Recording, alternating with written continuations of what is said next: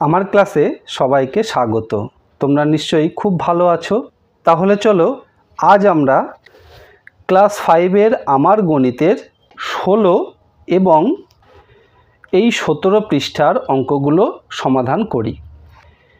এই 16 এবং 17 পৃষ্ঠায় আমরা ভাগ অঙ্ক শিখব এবং ভাগ অঙ্কের ভিতরে ভাজ্য, ভাজক, ভাগফল, ভাগশেষ এবং এদের ভিতরে যে সম্পর্ক সেগুলি সম্বন্ধে জানব। 16 পৃষ্ঠাতে দেখো, বেশি জিনিস সমান ভাগ করি, অর্থাৎ এখানে ভাগের কথা বলা হয়েছে। এখানে যে অঙ্কটি দেওয়া আছে এক দাগে দেখো, বিনামূল্যে 1285টি বই স্কুলের সব ছাত্রছাত্রীর মধ্যে সমান ভাগে ভাগ করে দেওয়া হলো। প্রত্যেকে 5টি করে বই পেল। ছাত্রছাত্রীর সংখ্যা কত সেটি কিভাবে বের করতে হবে? দেখো, প্রত্যেকে 5টি করে পেয়েছে, কতগুলো বই? 1285। তাহলে 1285কে 5 দিয়ে ভাগ করলে যে উত্তরটি হবে সেটি হলো ছাত্রছাত্রীর সংখ্যা। এখানে দেখো, 1285কে 5 দিয়ে ভাগ করে কত উত্তর পাওয়া গেছে? 257। তাহলে ছাত্রছাত্রীর সংখ্যা আমরা এখানে পেয়ে গেলাম 257 জন। তারপর 2 দাগে যে অঙ্কটি আছে সেটি দেখো, 1024টি সাদা পৃষ্ঠা দিয়ে 8টি খাতা তৈরি হবে। প্রতি খাতায় এখানে শূন্যস্থান দেওয়া আছে, কটি সাদা পৃষ্ঠা আছে সেটি আমাদের বের করতে হবে। তাহলে 8টি খাতা তৈরি হবে কতগুলো পৃষ্ঠা দিয়ে? 1024টি পৃষ্ঠা দিয়ে। কি করে করতে হবে? এই 1024কে 8 দিয়ে ভাগ করতে হবে। এখানে আমরা লিখি 1024 ভাগ চিহ্ন দেওয়াই আছে 8। তাহলে 1024 ভাগ 8 কত হবে ভাগফল সেটি আমরা এখানে করে বের করব। দেখো, 1024 তাকে যদি আমরা 8 দিয়ে ভাগ করি, ভাগফল কত হবে? প্রথমে 1 নিলে হবে না, পরপর দুটি সংখ্যা নেব। 10, 10-এর ভিতরে 8 কতবার যায়? একবার। 8 একে 8। এবার 10-এর থেকে 8 বিয়োগ করলে কত উত্তর হবে? 2। তারপর এই 2 নিচে নামানো হলো, পেলাম কত? 22। 22-এর ভিতরে 8 কতবার যায়? 2 বার। 8 দুগুণী 16। তাহলে 22-এর থেকে 16 বাদ দিলে আমরা কত পাবো? 6। এবার পড়ে আছে এই 4, 4টিকে যদি নিচে নামাই তাহলে কত পেলাম? 64। 64কে 8 দিয়ে কতবার ভাগ করা যায়? 8 বার। 8 8-এ 64। এইবার বিয়োগ করলে আমরা পেলাম 0। অঙ্কটি আমাদের হয়ে গেল। তাহলে উত্তর কত পেলাম? এই 128। অর্থাৎ 1024টি পৃষ্ঠা দিয়ে যদি 8টি খাতা তৈরি করা হয় তাহলে প্রতিটি খাতায় এই 128টি পৃষ্ঠা থাকবে। আমরা এখানে উত্তর 128 এটি লিখে দিলাম। তারপর 3 দাগে দেখো আছে, 1233টি ফুল দিয়ে মালা গাঁথা হবে। প্রতিটি মালায় 9টি ফুল আছে। মালা তৈরি হবে কটি? তাহলে প্রতিটি মালায় 9টি করে যদি ফুল থাকে, এই এতগুলো ফুল দিয়ে মালা গাঁথলে কতগুলো মালা তৈরি করা যাবে সেটি আমাদের বের করতে হবে। কি করে বের করব? আমরা এই 1233কে 9 দিয়ে ভাগ করব। আমরা এখানে একটু উপরে লিখি কারণ এখানে জায়গা ছোট আছে। 1233 ভাগ 9। তাহলে আমাদের উত্তর কত হবে? আমরা এখানে ভাগটি করি।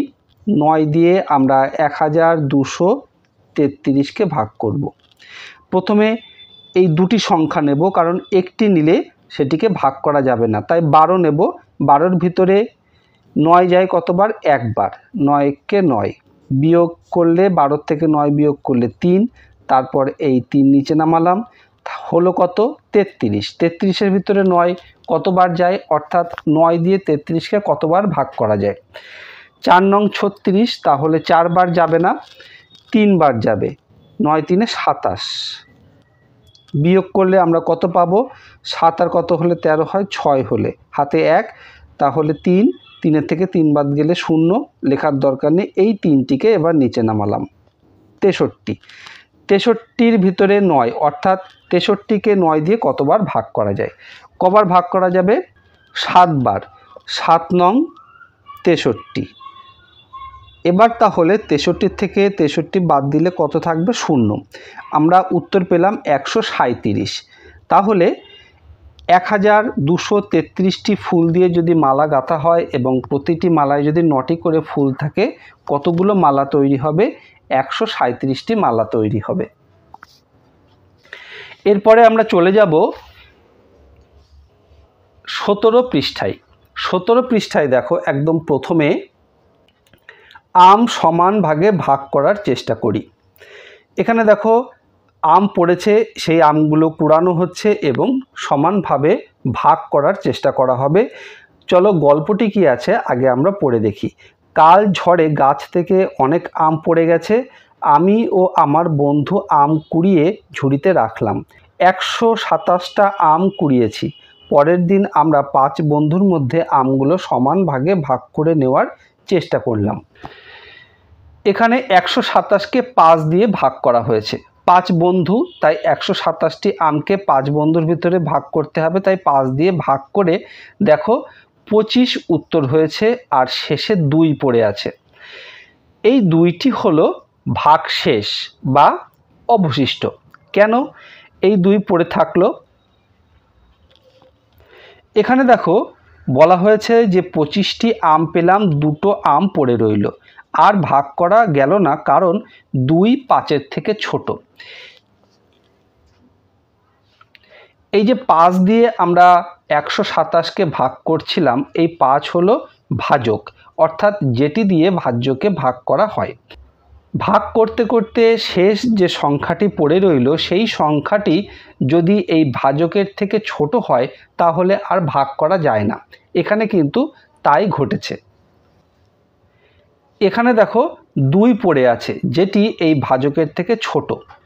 সেই কথাটিকেই এখানে বলা হয়েছে 2 5-এর থেকে ছোট, অর্থাৎ ভাগশেষ ভাজকের থেকে ছোট।